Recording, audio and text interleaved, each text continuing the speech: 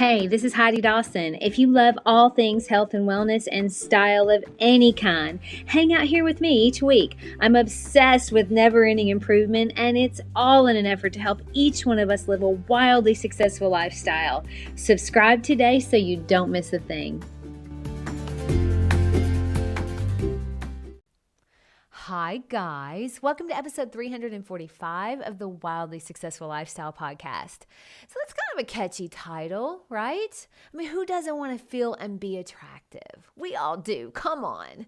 I love this episode because it gives such beautiful perspective on our life and where we are and how it's going. It's not meant to be judgy. It's meant to be a mirror for all of us. Now, I first really considered the title to be, Would Your Partner Ask You Out Today? But I wanted it to be inclusive to everyone, including single people. And I certainly don't want to give the impression that you control anything about your partner. You just don't. So it does apply to all of us because we're all working to be the best version of ourselves that's possible. And that, of course, includes feeling and being attractive. I saw a question posted last week that said, if someone who really, really loved you took over your life, what would be the first thing they would change in order for you to be the best version of yourself? That's an interesting question.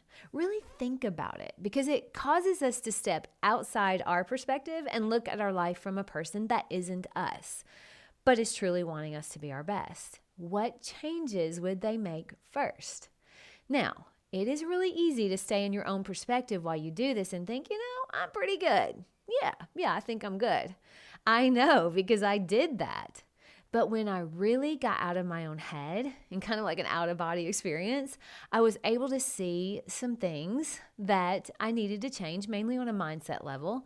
So the first thing I think someone would change is my tendency to maybe be a little bit judgmental about other people. And then I think they would also address my confirmation bias by diversifying what content I consume.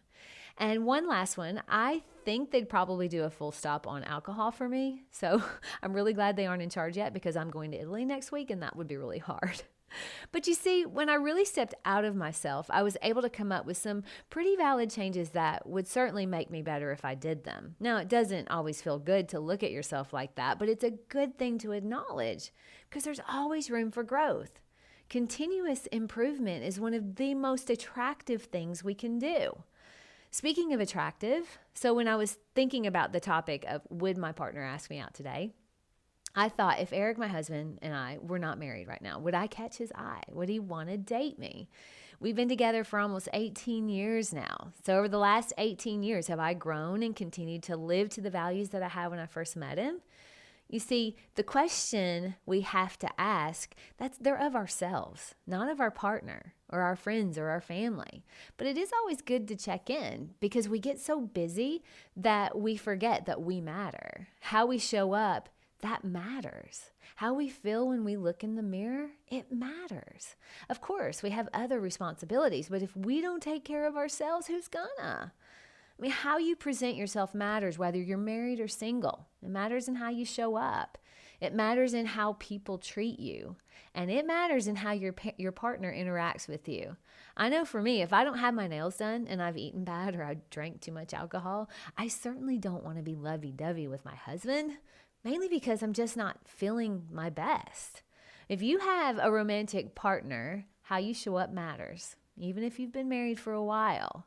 I don't know about you, but I don't want a roommate. I want a lover. I want someone that I respect and respects me back. And all of that doesn't just happen by chance. It takes effort. When you take care of yourself and respect yourself, other people respect you too.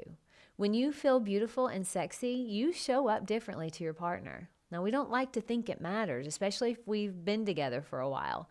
But human nature doesn't change just because we're comfortable with someone else. They still want to be attracted to you as much as you want to feel attractive, which again takes effort. When I met Eric, my husband, it was at a Tony Robbins seminar, and Tony had us all make a list of exactly what we wanted in a partner. Everything. How do they look? How do they eat? Do they want children? Do they exercise? How much do they exercise? What do they do? What's their level of education? How are they financially? Do they go to church? I mean, gazillion things. All the things you want in a partner. Write it all down and make a list. It didn't matter if you were married already or single. He still wanted us all to do that list. But then once we had our nice little structured list of everything we would want in a partner, he turned it around on us. He said, okay, now you have your list. Now I want you to look at yourself. Are you all of those things? How do you stack up to your list? If you want someone fit, but you aren't, or if you want someone that has their finances all together, but yours are a mess, it made us all really think. We had to look in the mirror and say, okay, if I want to attract this, I have to be this, because like attracts like. The other thing is, if you're in a relationship with someone, are you still treating them the way you did when you first met? I mean, are you still having sex with them the way you did when you first were dating or first married? Do you spend time fixing yourself up around them? Even just hanging out, do you put your best foot forward? If you left notes before or sent sweet texts or voicemails, are you still doing that? I don't care how solid you think your relationship is, it still needs nurturing. And look, I've said this before, but the most important relationship you have is the one with yourself. If you don't love yourself enough to take care of you, how are you going to accept love from someone else? And if you don't feel you're worthy enough to really take care of yourself by exercising and eating healthy and doing all the maintenance, how are you going to feel worthy of having a partner that does? And if things have kind of gotten off track for you in the self-love, self-care department, and you just sort of say, well, it's my partner doesn't care, or, well, my partner eats terrible, so I do too, and that's why.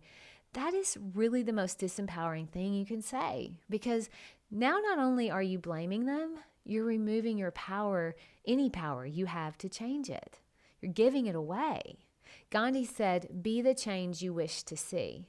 You start changing and they're going to notice.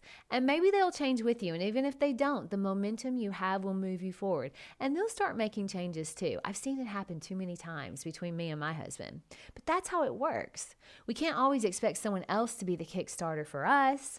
If there's a change you've been wanting to make, you really do have it in you to make it. You can do it. We've all seen how people who find themselves single for the first time in a while, they all of a sudden start taking amazing care of themselves so they can be attractive to a partner. Why don't we do that when we're knee-deep in marriage or a committed relationship? It isn't too late to do it. You're worth it, and your relationship is worth it. My challenge to you today is to make that list of your perfect partner, whether you're in a committed relationship or you're single. Now, you already know we're going to be turning around on you, but don't let that limit you.